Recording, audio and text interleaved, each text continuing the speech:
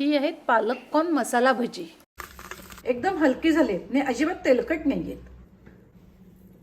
हे बघा किती छान झालंय, छान शिजलंय आजपर्यंत आणि चवीला तर अतिशय टेस्टी भजी लागतात ही। नमस्कार, श्रेयाज रेसिपीमध्ये आपल्या सगळ्यांचं खूप खूप स्वागत आहे। तुम्हाला माझे व्हिडिओ आवडत असतील तर माझ्या व्हिडिओला लाईक करा, जास्तीत जास्त शेअर करा, तसेच माझ्या चॅनलला सबस्क्राईब करा, बेल आयकॉन प्रेस करायला विसरू नका। चला तर मग आता टेस्टी खुसखुशीत अशी पालक कॉर्न भजी करूया।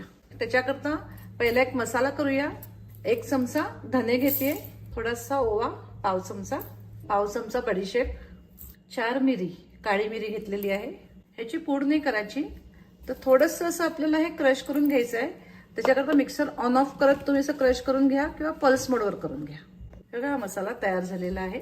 बारीक चिरलेला पालक 1/2 वाटी घेतलेला आहे। ह्याला माप असं काही नाही, कमी जास्त झालं तरी चालतं। हा जो मसाला केलाय तो ह्या पालकावर घालू। पालक कॉर्न भजी आहेत, त्यामुळे पालका एवढाच 1/2 वाटी कॉर्न घेतलेला आहे। हे कॉर्न मी वाफून घेतलेले आहेत। मक्याची कणसं अख्खीच्या अख्खी कुकरमधनं वाफून घेतलेले आहेत, नंतर मग असे सोलून घेतलेले आहेत। आता हे पण मिक्सरमधनं जरा फिरवून घेऊया।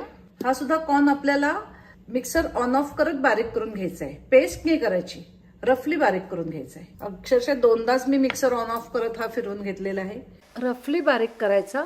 हे सगळं ह्याच्यात घालूया। एक मीडियम साईज कांदा बारीक चिरून घेतलेला आहे, तो घालते ह्याच्यात। थोडी कोथिंबीर, आलं किसून घेतलेलं आहे 1/2 चमचा आणि थोडंसं ओलं खोबरं घालते। हे ऑप्शनल आहे, असेल तर घाला, पण घातलं तर छान लागतात ही भजी खोबऱ्यामुळे। अख्खं जिरं थोडंसं 1/2 चमचा, जिऱ्याची पावडर थोडीशी, थोडासा हिंग, 1 चमचा लाल तिखट। तुम्हाला अजून तिखट हवं असेल तर तुम्ही हिरव्या मिरच्या बारीक चिरून ह्याच्यात घातल्या तरी चालतील। आमचूर पावडर घालतेय 2 लहान चमचे किंवा 1 टीस्पून आमचूर पावडर घालायची। आमचूर पावडर नसेल तर तुम्ही चाट मसाला घातलात तरी चालेल। थोडंसं काळं मीठ, अगदी थोडीशी हळद, साधं मीठ चवीनुसार, 1/2 चमचा साखर। साखर का घालायची? आमचूर पावडर घातलेली आहे त्याच्याकरता थोडीशी साखर घालायची। कॉर्न गोड असतोच तरी सुद्धा थोडीशी साखर घालायची। तुम्हाला नको असेल नाही घातली तरी चालेल। तर आधी सगळं छान मिक्स करून घेऊया। आता ह्याच्यामध्ये आपल्याला थोडं बेसन आणि थोडं तांदूळाचं पीठ मिक्स करायचं आहे। 3 मोठे चमचे भरून बेसन घातलेलं आहे ह्याच्यात आणि 2 मोठे चमचे तांदूळाचं पीठ मिक्स करते। इथे 2 चमचे मी गरम तेल घालते। भजी तळाला मी तेल गरम केलेलं आहे, त्यातलं 2 चमचे तेल घालते। इथे सोडा वगैरे काही घालत नाही, त्यामुळे गरम तेल घालायचं, त्यामुळे भजी छान खुसखुशीत होतात। चमच्याने आधी मिक्स करून घेते, गरम तेल आहे त्यामुळे। आता हे हाताने छान कालवून घेते। याचा छान डो झाला पाहिजे। लागलं तर थोडंसं पाणी मिक्स करूया, लागत नाहीच। आपण कॉर्नसह वाफून घेतलेले आहेत, पालकाला पाणी सुटतं, मीठ घातलेलं आहे, आधी ते छान ओलसर झालेलं असतंच, त्यामुळे वेगळं पाणी मिक्स करायची गरजच भासत नाही। इथे मी बेसन वापरलंय, त्याच्याऐवजी तुम्ही मुगाच्या डाळीचं पीठ वापरलं तरी चालेल, त्यांनी पण भजी छान होतात। ज्यांना बेसन चालत नाही त्यांनी ते वापरा। हा बघा छान डो तयार झालेला आहे। तरी मी ह्याच्यात 1/2 चमचा बेसन मिक्स करते, 1/2 ते 1 चमचा मिक्स केलाय। हाताला चिकटणार नाही असा थोडा घट्ट गोळा झाला पाहिजे तेवढं बेसन घालायचं। आता ह्याची भजी करूया। आधीच लहान लहान असे गोळे करून घ्यायचे, म्हणजे मग एकदम आपल्याला तेलात सोडायला बरं पडतं। तरी आपल्या इथे कॉर्न शिजलेला आहे।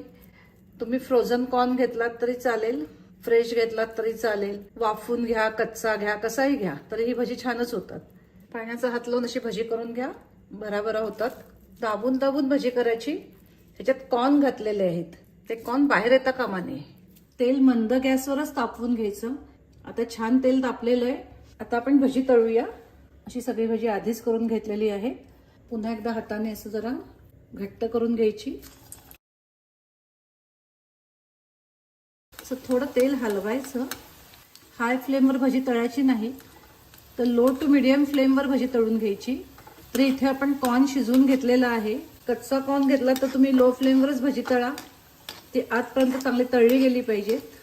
खालीवर करून घ्यायची एकदा, थोडीशी लालसर रंगावर तळून घ्यायची। हे बघा भजी झालेली आहेत, आता काढते। सगळं तेल निथळून घ्यायचं आणि पुन्हा मी चाळणीतच कायम अशी भजी काढते। आता अशी सगळी भजी करून घेऊया। आता सगळी भजी तळून घेते।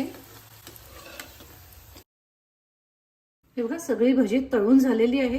ही भजी अजिबात तेल पीत नाहीत, बघा जेवढं तेल घेतलं होतं जवळजवळ तेवढंच तेल राहिलेलं आहे.